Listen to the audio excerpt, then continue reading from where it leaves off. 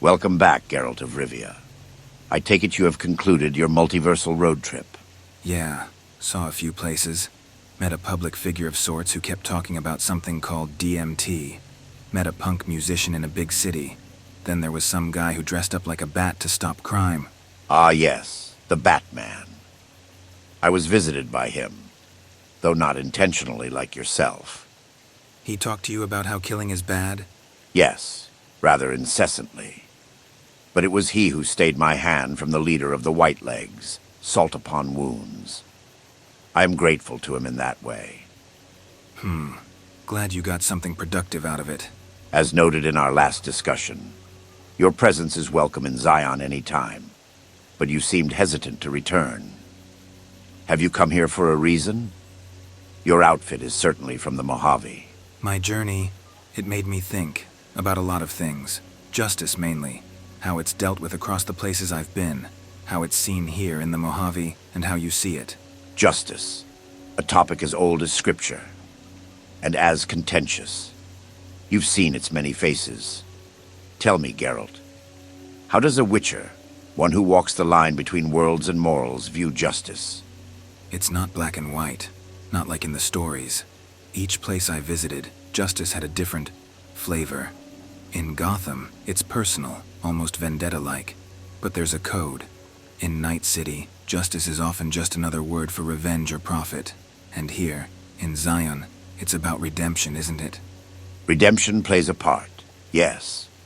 But justice, true justice, must go beyond personal vendettas or material gain. It's about restoring balance, making right what went wrong. And sometimes, yes, it's about offering a second chance. Not just to the wronged, but to the wrongdoer. That's where redemption comes in.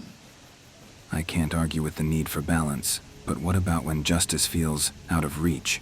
When those in power twist it to their own ends? Faith, Geralt. Faith that there is a higher justice we all answer to in the end. But I'm curious, Geralt. After everything you've seen, do you believe justice can truly be universal? Or is it always shaped by the world it serves? Justice, like morality, adapts to the needs of its people.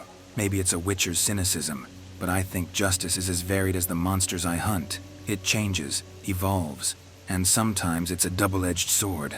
An interesting perspective, and not entirely without merit. But consider this, Geralt. If justice is so malleable, can we ever truly know it? Or is it simply a reflection of our own desires and fears? That's the question, isn't it? Maybe that's why Ciri sent me to these places.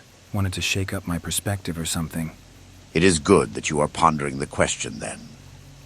I find that our loved ones have only the noblest wishes for our well-being. If your daughter has sent you on such a quest, the Mojave will no doubt teach you what you wish to know. In my time with the Legion, justice was swift, often brutal. It was a reflection of Caesar's will, nothing more. When I fell from grace, I had to reevaluate everything I knew about justice, about redemption. And what conclusion did you come to after all that reflection? That true justice isn't about retribution.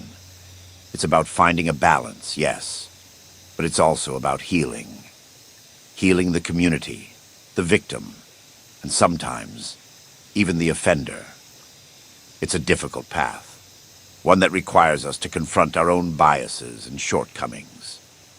Healing, not a word many associate with justice. In my world, justice often leaves scars that never fully heal. Maybe that's the cynic in me talking again. Or perhaps it's the realist. The worlds you've seen, the injustices you've witnessed, they leave a mark. But let me ask you, Geralt, in your travels, have you seen examples of this kind of healing justice? Or something close to it? In a way, yes. In Gotham, Batman's no-kill code. It's his form of seeking justice without becoming the very thing he fights against. In Night City, less so. The lines blur too much there.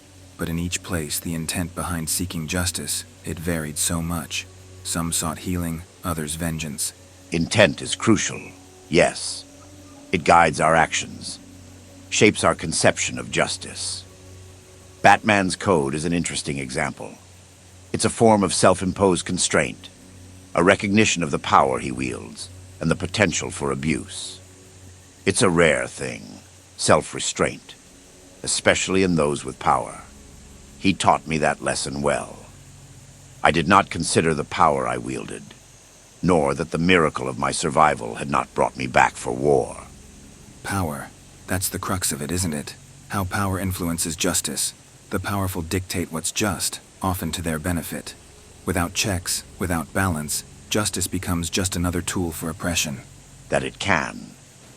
Another point, however, as you likely know, is that there are those who would seek to fight against what they believe is unjust. But aside from killing in cold blood, what is considered unjust varies widely from person to person. No two people, regardless of their seeming affiliation, agrees thoroughly and completely on any given topic. I understand. You mean to say that those who would seek to fight against injustice might be unjust in doing so? Precisely. Men regard their opinions as truth. Such is the way of things. Which is why those who seek to administer justice must constantly question their motives, their methods. They must strive to be better, to rise above the base instincts that something as simple as perception and opinion can awaken in us. The only things we know to be true are the things that God has created and ordained. There you are with your God again. Yes, I remember your skeptical disposition towards my faith from our last conversation. Yeah. I see your idea of God as a means of justification for your own brand of justice, like we were just talking about. No doubt when you visited me last, I felt that I was God's tool for vengeance. But I realize now that the anger inside me was my own, not God's anger. What I mean to say when speaking about the things God has created and ordained is that the only things we can regard as fact are things that are repeatedly observed in nature, in universal reality. And what of things beyond the physical? Intangible ideas, ways of thinking? For that, we must rely on the perspectives of others. In our mortal lives, it is impossible to know everything, to understand every perspective. We must meet others, listen to their stories. I have been blessed to receive so many visitors, perspectives with which I can learn from.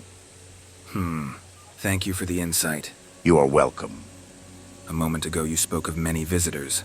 I didn't think there were any besides me and Batman. Yes, several.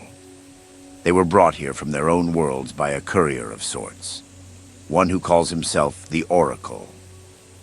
I had thought that perhaps he brought you to me against your will, as he brought the others. Strange. The musician I spoke to in Night City mentioned an oracle. I would not be surprised to learn that they might be the same figure. He carries many perspectives from many worlds. Perhaps you would do well by visiting him. Maybe so. Any idea where he is? He resides in this world, at a place called the Big Empty. There you will meet the other visitors as well. I imagine you might have a compelling discussion with the one known as Kratos.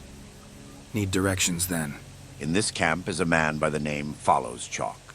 I've had him prepare maps to the Big Empty for the guests of this world. Follow this map, and I imagine you will be greeted by one who serves the Oracle. Thanks. Why not go there yourself? It seems the Oracle wishes that I stay here, serving as a guide for those that he brings. Perhaps one day we shall meet again, Geralt. It would be an honor to fight alongside you in battle. Never thought I'd say this, but think I'd prefer just a conversation instead of battle. Seen enough for one lifetime. Such is the way of a warrior. Until next time, Geralt of Rivia. God be with you.